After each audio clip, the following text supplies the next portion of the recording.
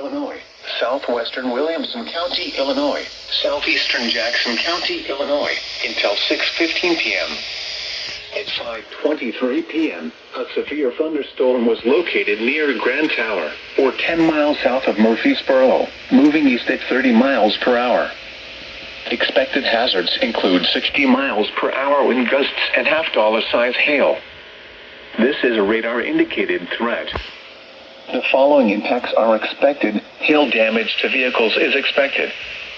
Expect wind damage to roofs, siding, and trees. Locations impacted include Anna, Compton, Cedar Lake area, Lacanda, and Alto Pass.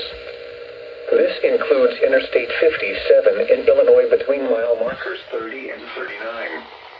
Repeating, a severe thunderstorm warning has been issued until 6:15 p.m. for the following counties in Illinois: Jackson, Union, and Williamson.